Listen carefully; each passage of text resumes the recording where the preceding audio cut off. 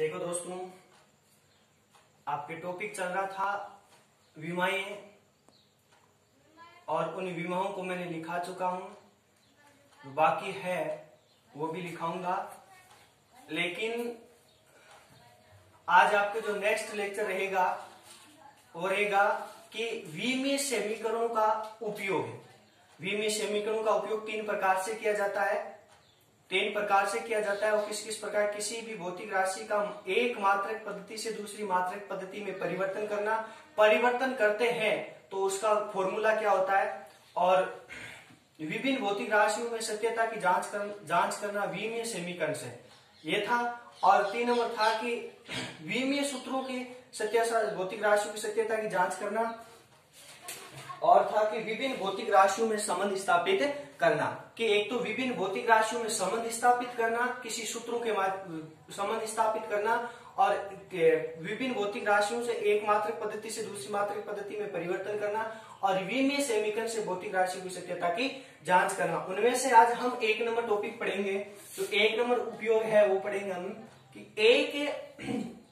एक मात्रक पद्धति से दूसरी मात्रक पद्धति में परिवर्तन करने के लिए जो फॉर्मूला प्राप्त होगा वो कौन सा फॉर्मूला होता है। आपने देखा होगा कि भौतिक राशि और मात्रक में जो संबंध पाया जाता है वो संबंध क्या होता है कि Q बराबर NU होता है।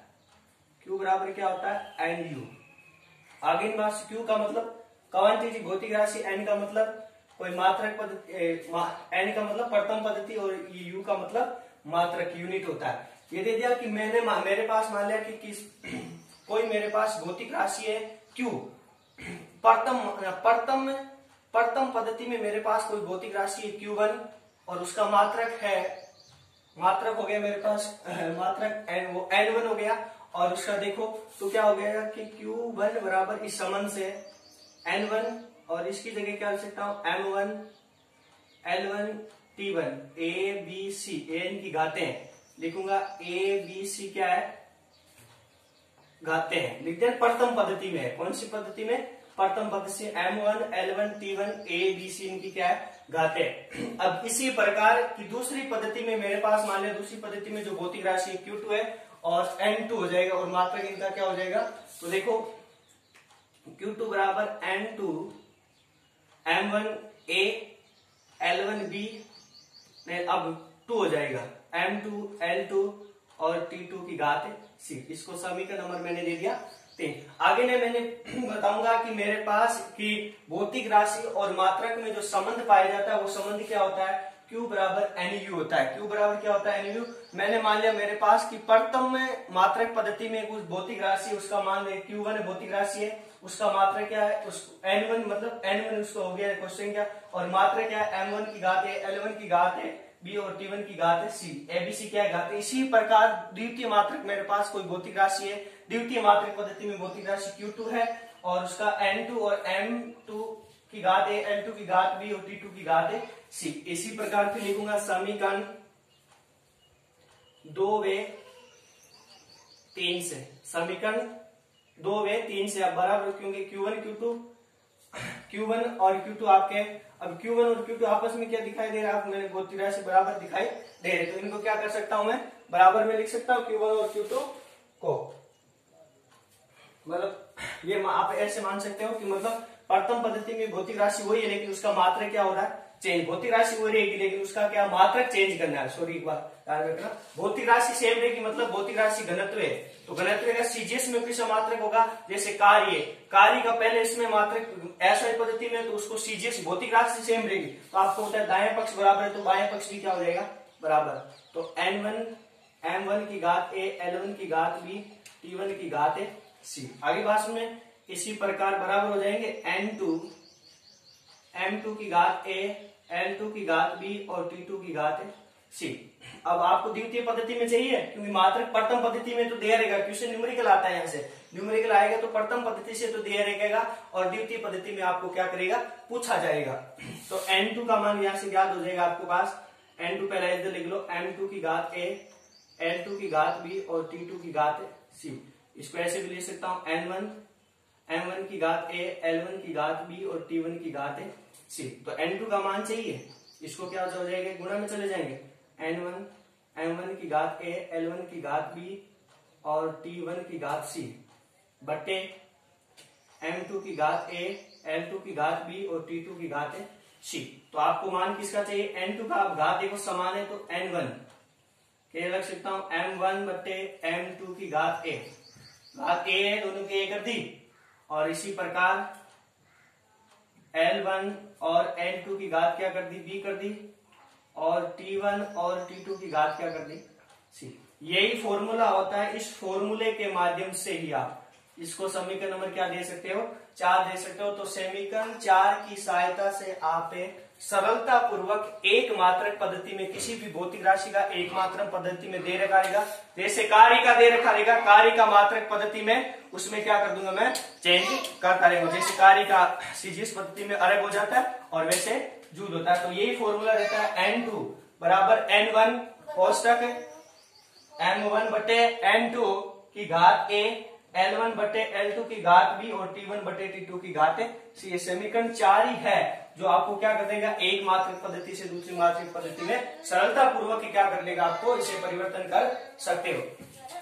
वापस समझा रहा हूं कि मेरे पास भौतिक राशि और मात्रक में जो संबंध पाया जाता है वो क्या होता है? Q बराबर n u होता है। अब मैंने मान लिया कोई मेरे पास भौतिक राशि है, उसका मात्रक n1 मात्रक हो गया और ये भौतिक राशि Q। इसी प्रकार द्वितीय पद्धति भौतिक राशि हो रहेगी लेकिन उसको चेंज करना पड़े। तो समीकरण 2 में 3 से बराबर मान रखा और n1 का मान तो आपको दे रखा रहेगा और n2 का मान आप यहाँ से ज्ञात कर सकते हो। ये तो था एक नंबर था। आप 2 नंबर आप क्या करोगे कि विभिन्न भौतिक राशियों में सत्यता की जांच करना किसके माध्यम से? विमा के माध्यम से, विमीय समीकरण के माध्यम से। अब उदाहरण के माध्यम समझा रहा हूं कि मान लिया आपके पास MgH, इनको आपको करना है कि सिद्ध करना है कि दोनों ही क्या आपके पास क्या है कि ये ऊर्जाएं है mgh और 1/2 गतिज ऊर्जा, mgh आपकी स्थितिज ऊर्जा। तो विमीय समीकरण के माध्यम से आपको सिद्ध करना है कि दोनों की घात बराबर क्या रहेंगे? आपके विमा के माध्यम से दोनों आपस में क्या रहनी चाहिए? बराबर। तो m का मतलब क्या है? द्रव्यमान, g का मतलब गुरुत्वीय त्वरण, h का मतलब ऊंचाई। 1/2 क्या है? शुद्ध मान है और शुद्ध मान को छोड़ दिया जाता है। और m का मतलब द्रव्यमान, v का मतलब वेग। तो लिखूंगा बायां पक्ष की विमा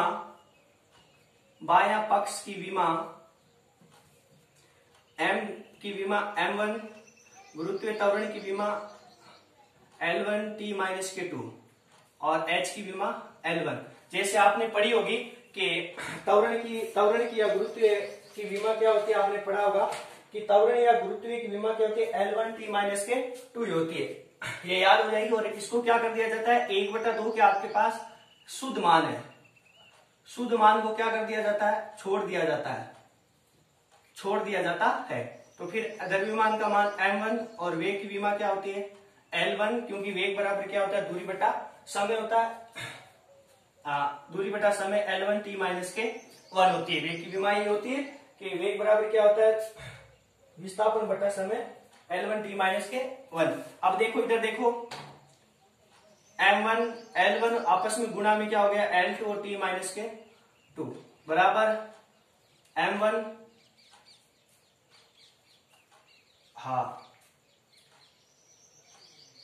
इसकी विमा h की मतलब लंबाई L1 T1 और M1 L। एक बार देखो इसमें